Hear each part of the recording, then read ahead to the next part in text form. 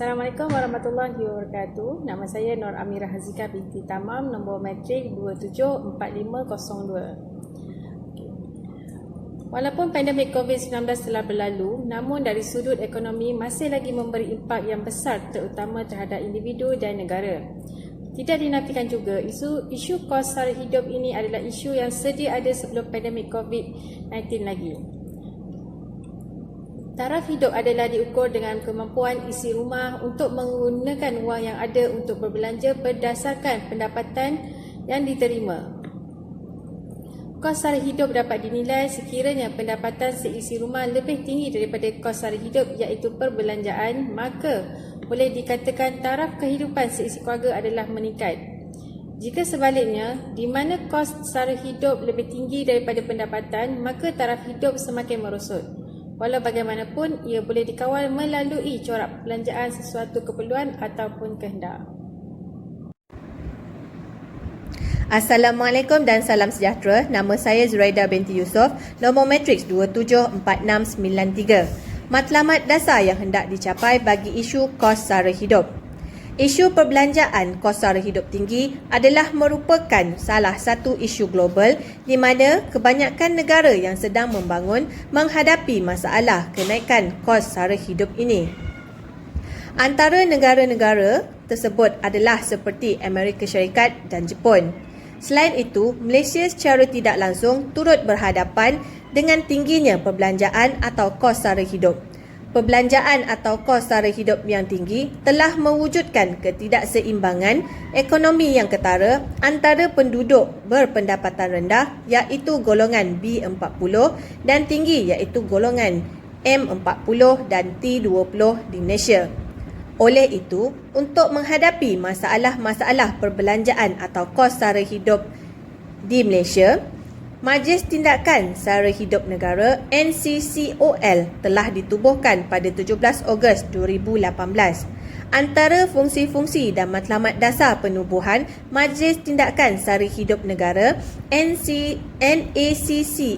ini adalah yang pertama, mengenal pasti setiap semua masalah, isu dan cabaran yang dihadapi oleh orang ramai atau rakyat akibat daripada kenaikan perbelanjaan dan kos sara hidup yang berlaku pada masa ini.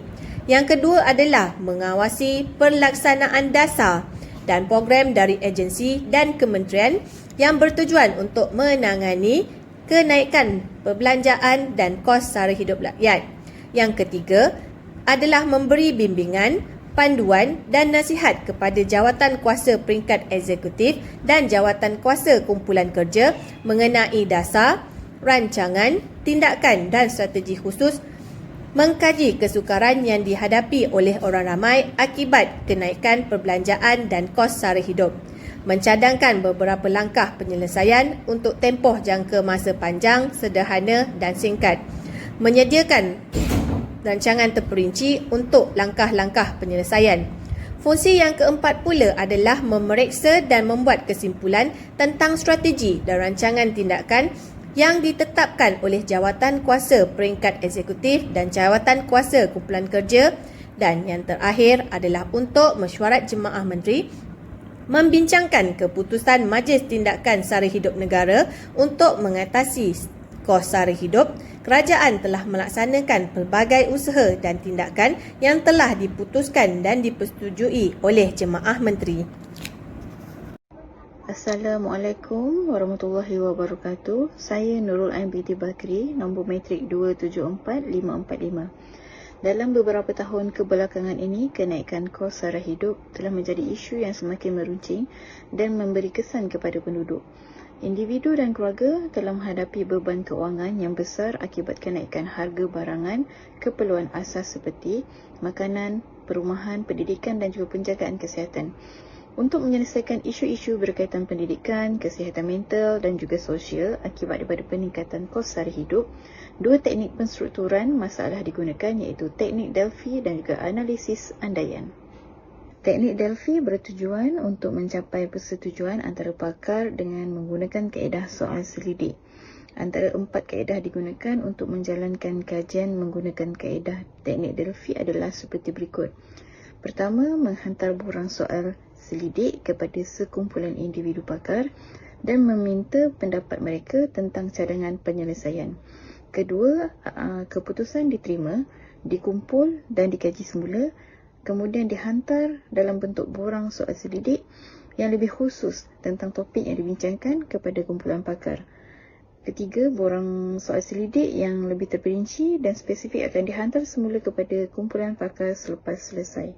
Untuk makluman, proses ini akan terus berulang sehingga kedua-dua pihak mencapai kata sepakat. Teknik seterusnya ialah teknik andaian. Teknik ini digunakan selepas sesuatu survei dijalankan. Teknik ini bermula dengan memikirkan penyelesaian, kemudian mengadakan perbincangan sehingga mendapat penyelesaian terbaik. Antara 4 proses itu ialah yang pertama, analisis andaian. Kedua, mengemukakan andaian. Ketiga, pengumpulan andaian. Dan yang keempat adalah menyepadukan andaian. Assalamualaikum, saya Kuzalina binti Ku Ahmad, nombor matrik 274224. Pihak yang terlibat: Penggubalan Dasar Awam dan Polisi dalam merangka pelan tindakan berkaitan kos sara hidup yang dihadapi rakyat pada masa kini melibatkan pelbagai pihak berkepentingan yang terbahagi kepada 3 peringkat, iaitu Majlis Tertinggi, Jawatan Kuasa Peringkat Eksekutif dan Jawatan Kuasa Kumpulan Kerja Kluster.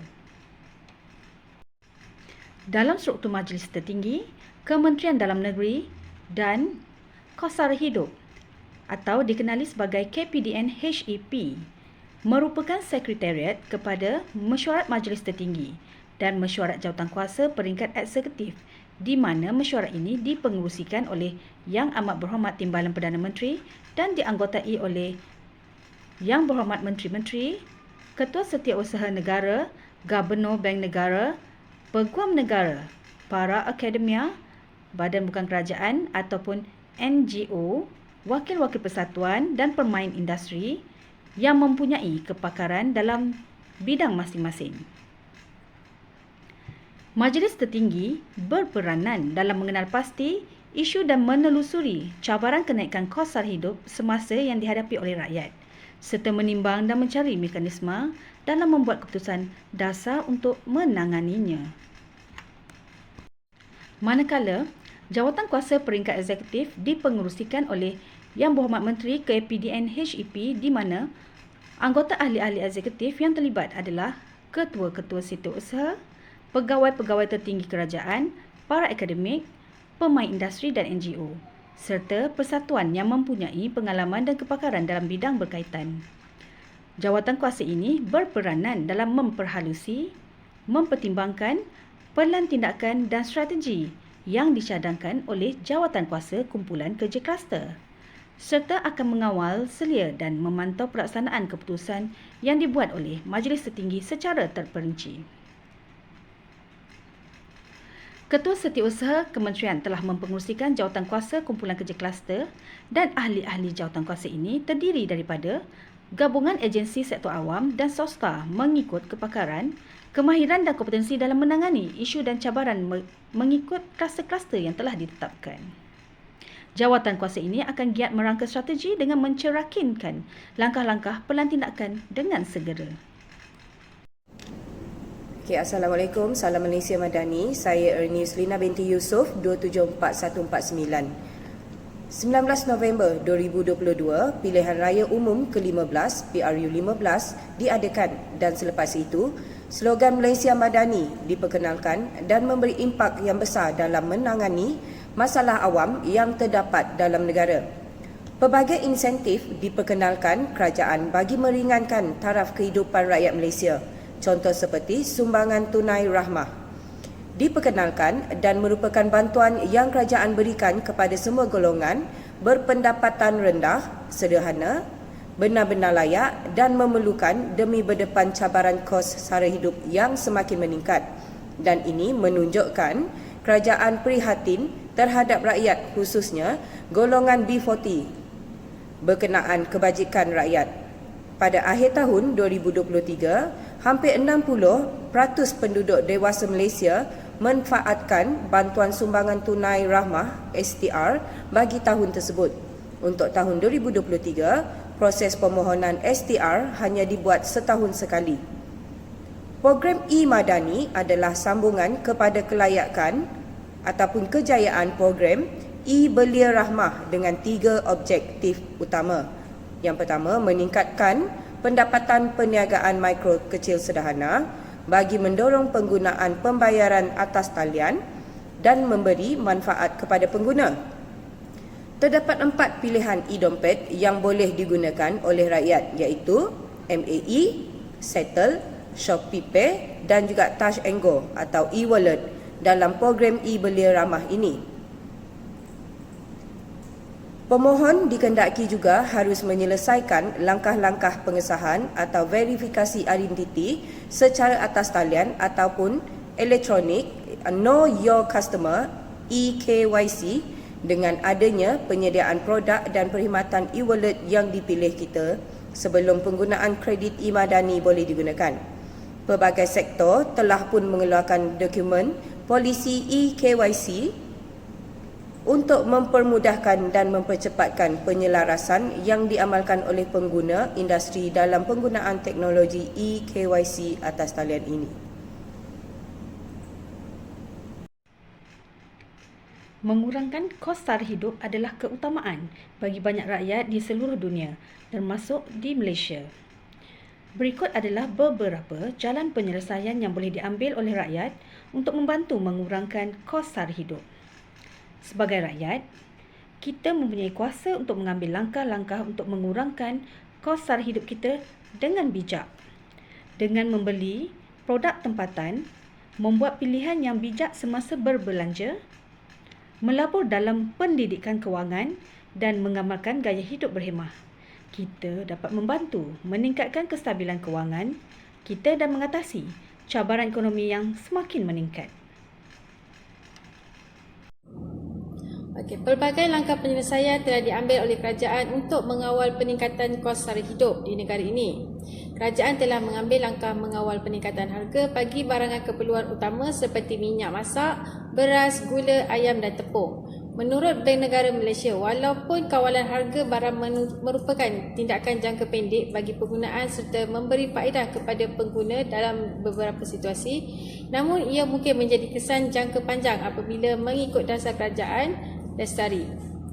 Selain itu, kerajaan seharusnya memberi fokus dengan merancangkan pertumbuhan ekonomi negara yang mampu beli negeri salah.